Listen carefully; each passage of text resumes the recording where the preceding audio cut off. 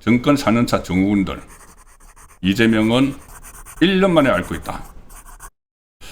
자, 오늘 먼저 제가 이재명이 무려 7박 11일 일정으로 또 나갔습니다. 외국으로. 어떻게 언론들이 윤석열 정부 때나 그럴 때는 완전히 해외 나갈 때마다 왜 이렇게 자주 나가? 뭐 그렇게 하면 나가기만 하면은 막 좌파 매체들이 막 달려 들어가지고 무슨 뭐 트집 잡아가지고 뭐 바이든 날리면 무슨 여러 가지 시비를 걸고 논란을 일으키고 했죠. 그런데 지금 언론들은 이재명이 며칠 전에 나가서 국빈 방문하고 왔는데 또 나가서 또 국빈 방문하고 7박 11일 일정으로 가는데 아무도 문제를 안 삼습니다. 완전히 순치가 된 건지. 국빈 방문 그렇게 많이 나간 정권 제 기억에는 없습니다. 지금 7월 달에만은 2번 나갔습니다. 뭐 다른 때 막 끼워가지고 국빈 방문 갈 때마다 국빈 방문을 하나씩 끼우죠. 그러면서 이게 이제 여름 휴가철이지 않습니까? 그러니까 이재명 쪽도 민망한지 여름 휴가를 반납한다. 이재명은 올해 여름 휴가를 가지 않기로 했다. 청와대가 이번 여름 휴가를 반납하고 세일즈 얘기에 집중하는 것으로 대처하기로 했다. 그러니까 언론들이 이 대통령 여름 휴가 반납, 참모하고 국무위원에게는 휴가 다녀오라고 했다. 이게 여름 휴가 반납하는 겁니까? 이 여름 휴가철에 7박 11일 일정으로 미국 샌프란시스코, 남미, 브라질은 국빈 방문, 독일 5개국을 방문하면서 국빈 방문 가서는 융숭한 대접받고,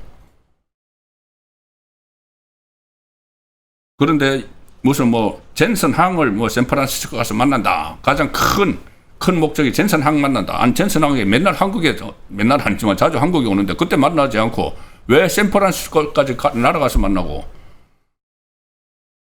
어쨌든 지금 언론이 전혀 지적을 안 해서 제가 그저께인가 제가 막 찾아가지고 한번 그 통계를 한번 말씀드렸죠. 그런데 이거는 어떻게 보면은 버킷리스트 이야기도 넣을 수도 있고, 또 김혜경 의원은 같이 따라갔습니다. 왜 이거를 AI 서밋인가 그런 행사 참석하고 무슨 가는데 여기를 왜 배우자가 계속 따라가죠? 우리 돈 들여서. 안 그래도 최근에 우원식하고 노태학 부부 등반으로 가면서 국민 혈세 팍팍 쏘고 이게 논란이 되고 있는데, 이 이야기는 또 이제 깊게 드리려고 한 것이 아니고, 또 이런 것도 있습니다. 이거는 이제 이재명이 가고 나서 일어난 일, 오늘 비행기 오후에 전용기 뜨고 나서 일어난 일은 잠시 후에 말씀드리겠고, 이재명이 가면서 또 참 황당한 짓을 하나 하고 갔습니다. 어젠가요? 3시간 동안 부동산 토론회 막 했죠. 그래서 알맹이 하나도 없는 걸 했는데, 이것도 한 번 더 하자. 이게 이제 세금 올리기 위해서 빌드업 하는 겁니다. 보유세 올리기 위해서. 한 번 더 하자. 그런데 27일 날 한 번 더 하자. 그런데 27일은 이재명이 없죠. 그러니까 이재명이 한성수 국무총리가 대신 주재하세요. 그러고 떠났습니다. 부동산 대토론회를. 한성숙이 어떤 인물입니까? 인사청문회 할 때 모든 네 채의 집하고 오피스텔을 보유를 해가지고 그 소동이 나고 난리가 났었죠. 세 채는 팔고 한 채는 이제 가지고 있고, 그런 사람이 무슨 부동산 대책 그걸 주제를 해서 전 국민이 보는 데서 보고 대회를 한다, 토론을 한다.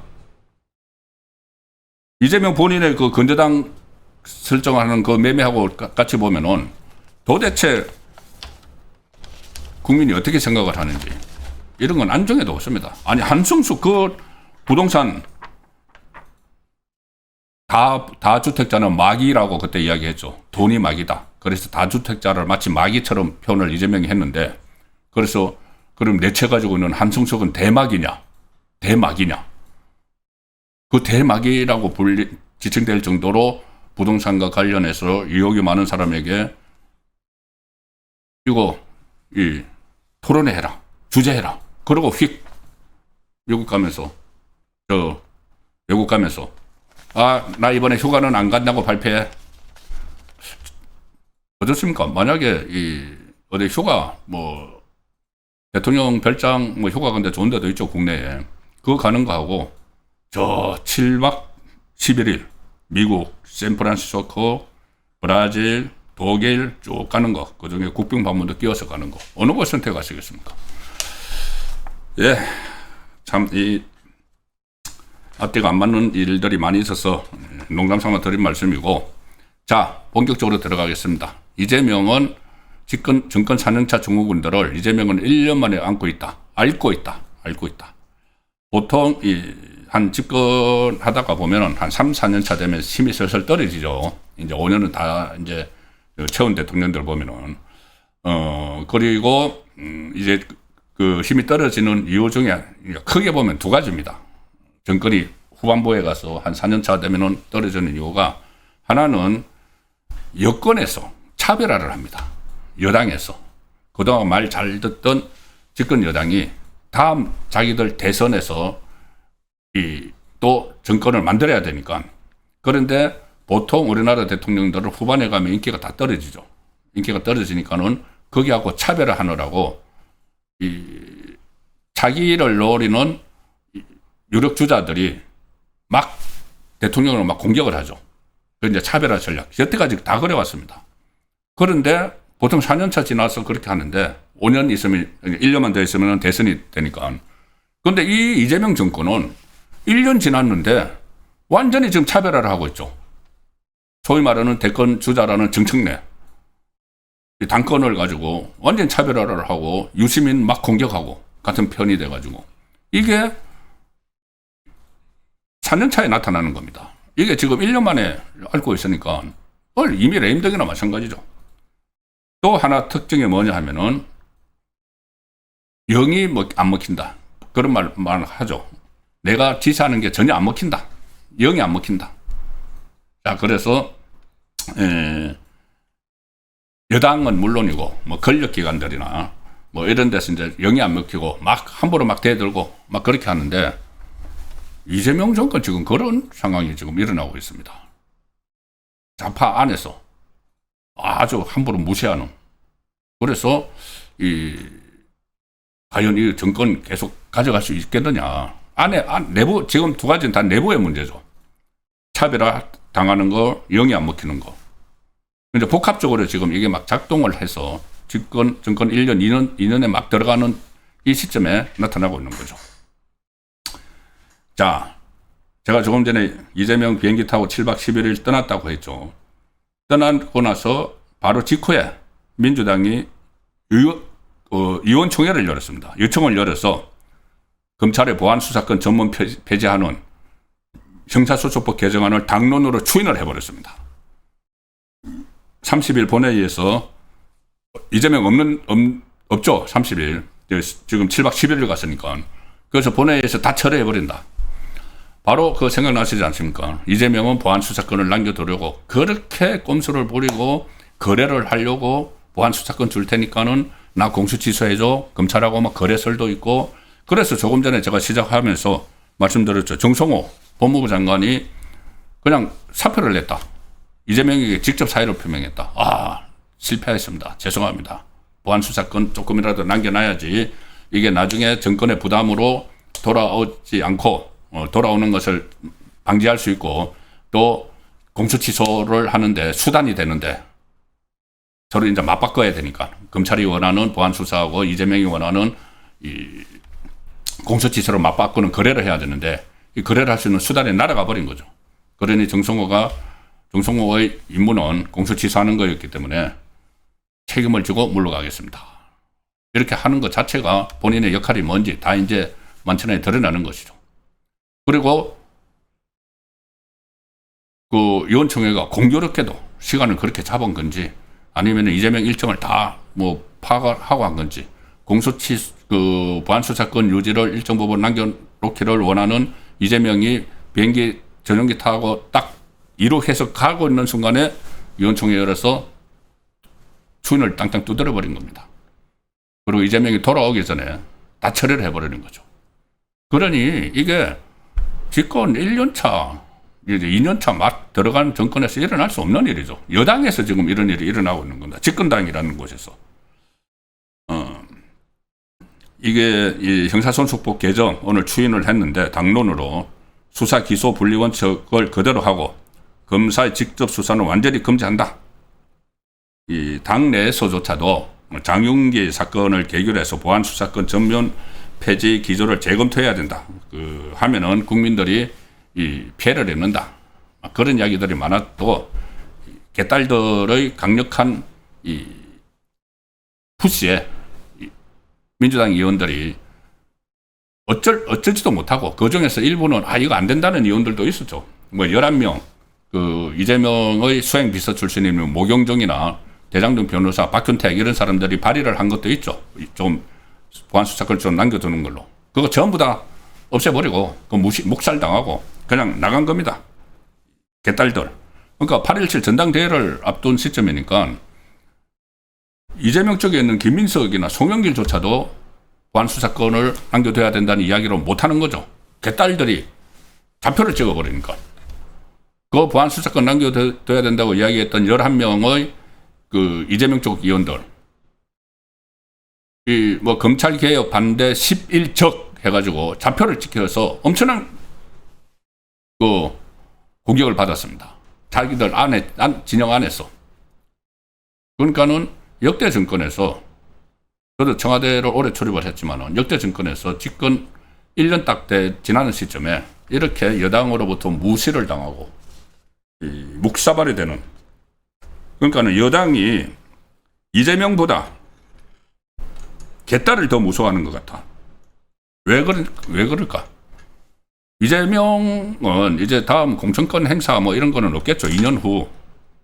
거의 2년 가까이 남았는데 이재명이 공천권을 행사할 것도 없고, 만약에 정청래가 되면 이재명은 완전히 뭐 식물 정권이고, 뭐 다른 사람이 김민석이 돼도 이재명이 공천 뭐 행사하겠습니까? 그 전에 정권 끝날지도 모르고. 그러니까 민주당 의원들은 이재명보다 개딸에게 잘 보여야지 개딸에 의해서 공천을 받는 거죠. 막 그 여론으로 인해 가지고. 그래서 이재명보다 개딸이 더 무서운 이 사람들이다. 말기적 현상, 좌파 안에서 막 공격이 일어나는데 유시민 3탄이 나왔습니다. 처음에 이재명 정권은 필히 실패할 것이다. 그 다음에 이재명 정권에서 썩은 냄새가 난다. 이번에는 이재명에게 MBC 라디오에 출연해서 어젯밤에 이재명에게 저주를 왜 그렇게 하느냐 하는 거. 저주하는 것이 아니고 경고하는 것이다.